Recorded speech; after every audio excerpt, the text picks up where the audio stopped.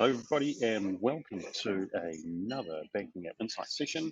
We are focusing on the US nationals in this session, and in particular, we're going to be looking at Chase Bank, who Tony Patrick seems to be playing whack-a-mole yet again, and it feels like they're focusing on operational changes with the updates that are coming through, rather than also including experiential changes, experiential feedback.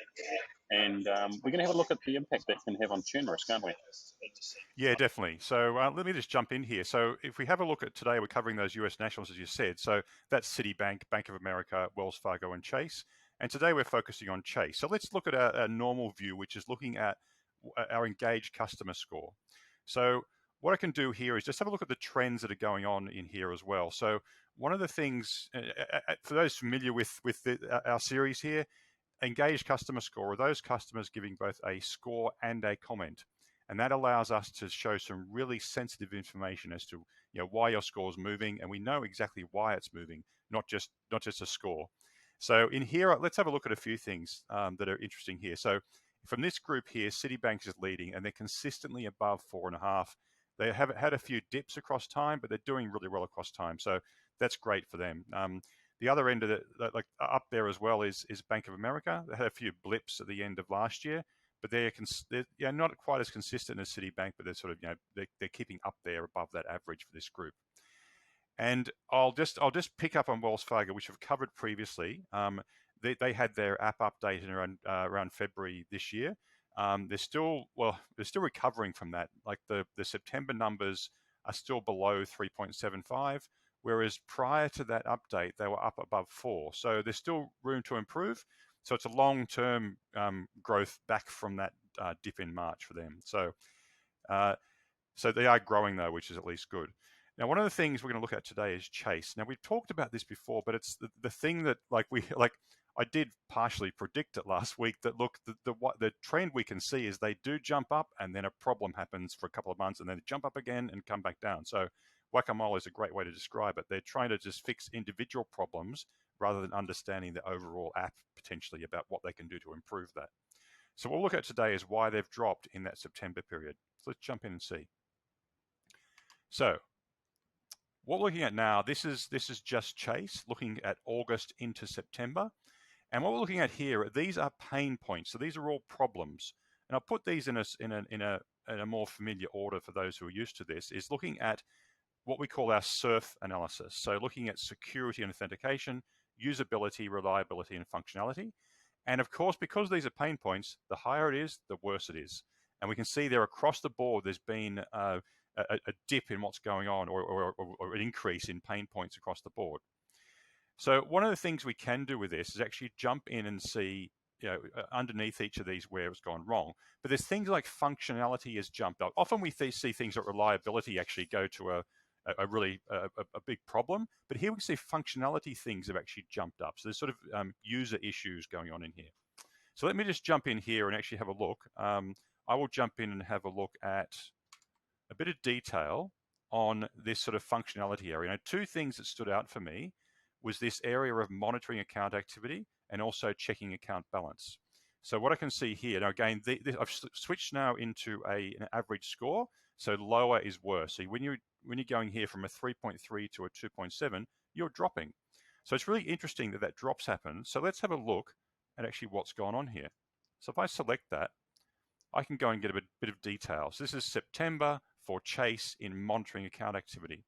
So again, anything here that could be positive or negative because they're just talking about the topic, but most of it's negative. And one of the problems here I can see is a problem with viewing transactions. So if I'll just do a little search here actually, to see what's actually going on inside transactions. And what I can see is that there's a lot of stuff going. People cannot see recent transactions. And what I might even do to go one step further is have a look at where that's coming from. So operating system, bank, we know what the bank is, but let's have a look. And what I can do then is attached to each comment, I can actually see what's going on in here. Now, one of the things I can see in here is when we've got this Android version here, version 4.341 is the thing that's causing the issue in September. And again here, it's an awesome app, but I can't see transactions. yeah, so there's issues going on across the board, particularly for that version of the app. And what I can do is even just go into here and benchmark that.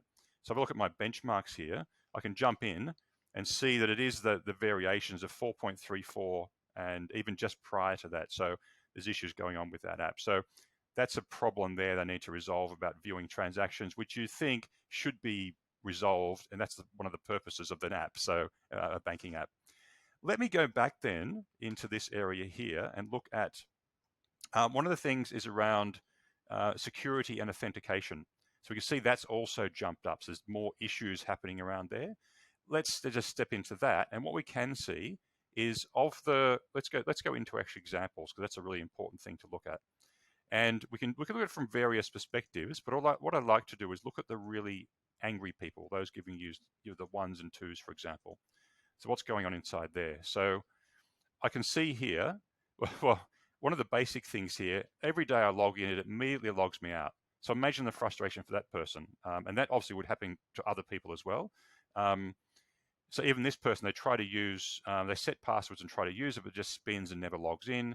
I can't log on, it's useless. I tried the phone, it said it wasn't, I tried the phone number and it said it was not recognized. So this person has also tried to switch channels. So go to the contact center. So again, if you're starting to cause issues that make people cross channels into more expensive things to operate, that's a concern as well. So again, issues here with trying to log in has caused an issue with the most recent version of the app. Let's have a look now at a bit of detail about that logging in. So let's have a look. It's increased. Logging in issues have doubled from 2.3 to 5.2%. So 1 in 20 people are talking about login issues, which is not good across the board. Let's have a look here at some actual examples again of what's actually going on in there. Even this person, interesting, this person gave a 5. They're also saying recently it will not let me sign on. So it doesn't recognize my username and password. So there's really clear issues going on in there for Chase. Now, one of the interesting things about all of this is we can step forward into what is one of the outcomes of this is potentially customers leaving. And what we've seen, if there's continued frustration across many months, you tend to see customers more and more talking about how they're going to leave. Now, again, not everyone tells you that. So the numbers here are reasonably low. We're hitting up to around 2% for, in this case for Chase, and it gets down to about 0.6 and things like that in some months. But in general, it's sort of averaging about 1.3. Now, one of the things we find is that, obviously there's a very small percentage of people who are leaving, actually say they're going to leave, actually do it.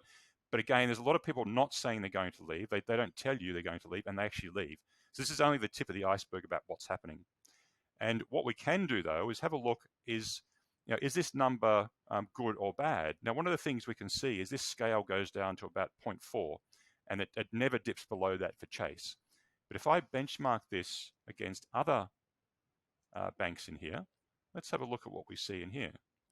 So across the board, if I look at it from a frequency perspective, frequency of people saying they're going to leave for some reason, I can see that across this year, Wells Fargo and Chase are both at the top at 1.3%. Again, as I said, that's a low number, but it's 3 times the level we're getting for these other players here.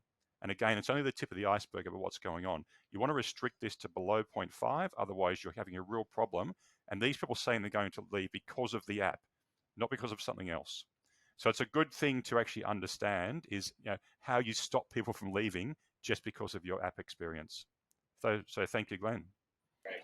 Yeah, great insight there, mate. And amazingly, though, 1.3% of 50 million customers is over 500,000. That's about 650,000 customers, and they're only the ones that are talking about it. Exactly. Great. Awesome. Well, if you want to have a chat to us about your app and how you can improve your experience and reduce that churn, sing out. Cheers, team.